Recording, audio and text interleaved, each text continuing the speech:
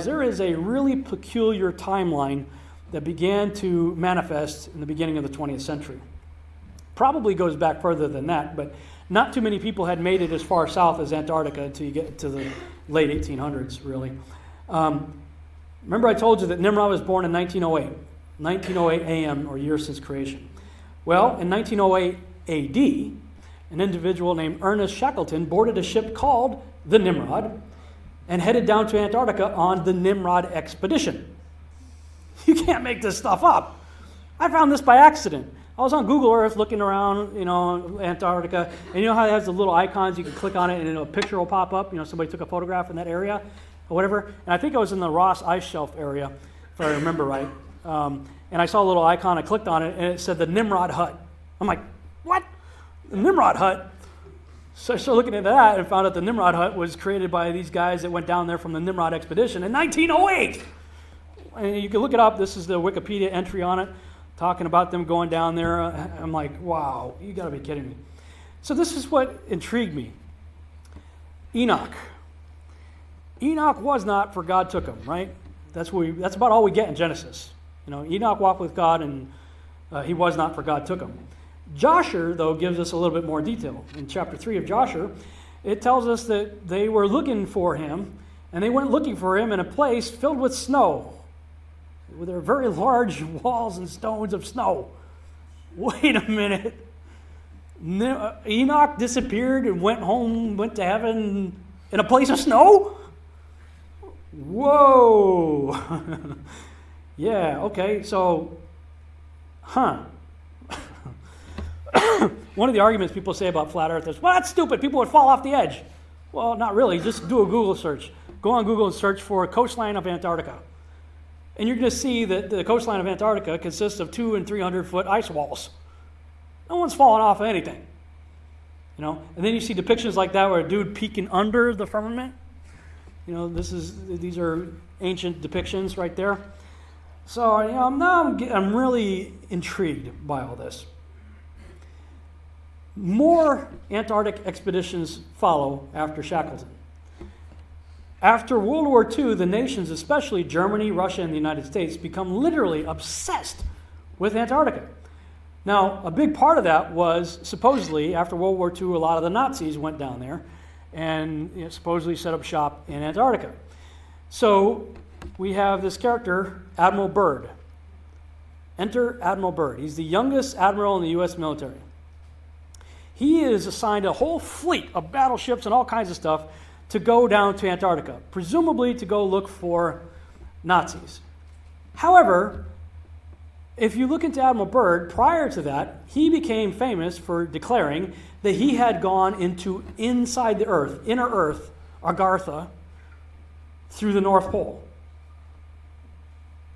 Okay, here's somebody with a lot of credibility, medals and decorations and rank, describing taking a plane up into the North Pole and going through a hole in the Earth and finding inner Earth.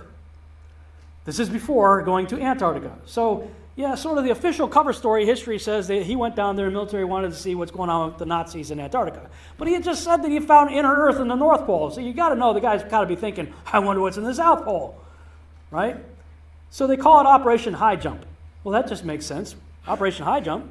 Well, if you go to Antarctica, 200 to 300 foot high walls. You got to jump over it. So they call it Operation High Jump. So I started looking into all that. This is where it got really interesting for me, and I'll just play the video of a video I made when I was just sort of thinking out loud. I said, you know what? I'm not going to just thinking. I'm just going to turn my microphone on and start talking to it, and I'll post it on YouTube, sort of a brain dump on YouTube. So this is sort of me just freaking out, putting pieces together after I started going down the bunny trail of Admiral Byrd, Operation High Jump, and what followed. Now, with the tinfoil hat on, playing conspiracy theory here, the flat earthers are claiming, and I think it's a reasonable claim, that if that model is true, then we know we have a circle, the circle of the earth as described in the Bible, surrounded by Antarctica, the outer rim, that has a 200 or 300 foot ice wall, cliff, that keeps everything in, hence Operation High Jump. You got to get over that, right? So it looks like, at least from the flat earther perspective, that probably during Operation Deep Freeze, they may have found the edge of the dome, presumably anywhere from 800 to 1,200 miles inland from the coast. Then everybody pulls out, signs this treaty, says nobody can go back except under the express guidelines of the international community that signed the treaty. So then all of a sudden the United States and Russia engaged in these high-altitude nuclear tests, and the United States calls theirs Operation Dominic, within which we have Operation Fishbowl. Now, hold that thought. This is all happening, if you go and look on the Operation Dominic entry, you see the different dates. We're 1962. This is the early part of 1962. We're talking May. I mean, look at all these bombs going off. 25 April, 1962, 27 April, 2 May, 4 May, 6 May, 8 May, 9 May, 11 May, 11 May, 12 May, 14 May, 19, et cetera, et cetera, et cetera. This is all before President Kennedy's "Let's go out in the space" speech. But I think a lot of people don't realize that our first stop wasn't the moon. Even before we went to the moon, they were sending probes all of a sudden after all of this. Okay, keep the timeline in mind. Operation High Jump, Operation Deep Freeze, Byrd dies, NASA's founded, Antarctic Treaty signed, Operation Dominic and Fishbowl take effect. And if you notice during President Kennedy's speech, he was talking about that they've already got probes headed to Venus. Wait a minute. We're already sending stuff to Venus and Mars? We haven't even been to the moon yet. And so I was looking into that, and on planetary.org/explore/space topics /space missions /missions to Venus-Mercury.html. And you can go through this site. It starts sort of from the bottom up. As early as February 4th, 1961, they're sending a probe, Sputnik 7. Russia sent this probe to check out Venus. The final stage of the rocket carrying Sputnik 7 into orbit failed, and the spacecraft was unable to achieve the necessary trajectory to carry it onto Venus. Then Venera 1, Russia, sends out another probe February 12, 1961. They lost communications while it was on its way to Venus. Then NASA sends up Mariner 1, July 22nd, 1962. Now, that's right in the middle of Dominic and Fishbowl, that we sent out a probe to go check out Venus. It veered off course and was destroyed by ground controllers. So then Russia sends up another one, Sputnik 19, August 25th, 1962.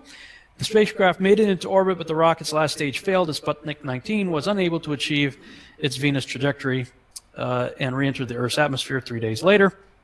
NASA, August 27th, 1962, sends its probe. It says Mariner 2 was the first spacecraft to successfully fly by Venus at an altitude of 34,773 kilometers. The spacecraft discovered ground temperatures, blah, blah, blah.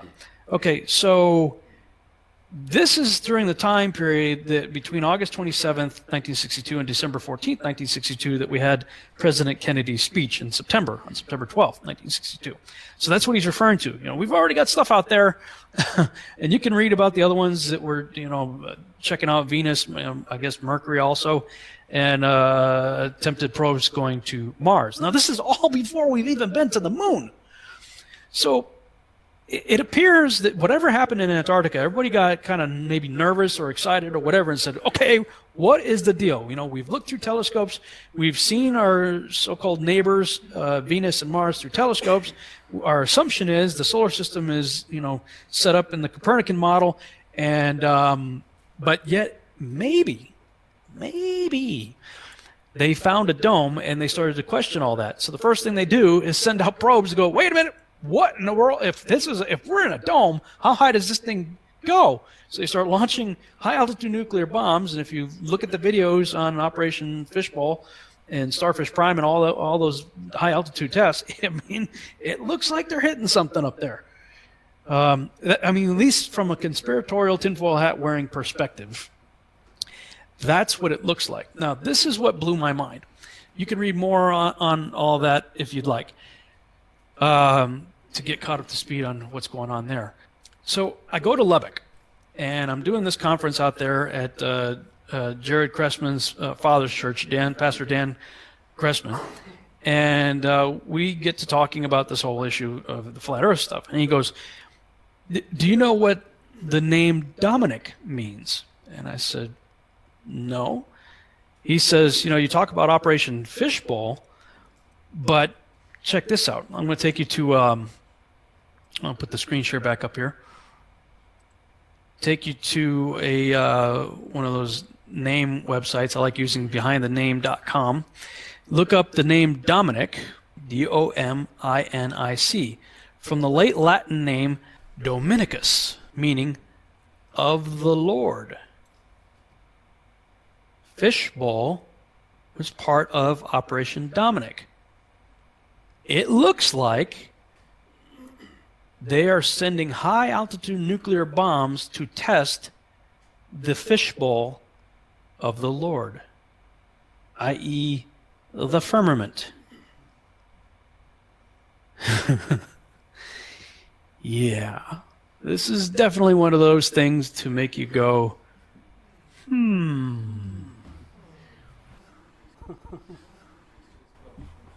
Think about it. Okay, Sputnik was a big deal. They threw a ball up there and it was supposedly made orbit. That was a huge achievement, right? What was that, 1957, I think? And now all of a sudden we're going to Venus and Mars and Mercury? We just put a soccer ball up there. That was a huge achievement. And all of a sudden we're going to Venus? We're going to Mercury and Mars? And we haven't even been we haven't been to the moon yet? That had completely escaped me in all of my years of studying NASA and wanting to be part of the space program and stuff like that. I mean, wrap your minds around that. They were using technology far less sophisticated than what we walk around with every day in our pocket. Right? Far less. I mean, barely above a pocket calculator those guys had.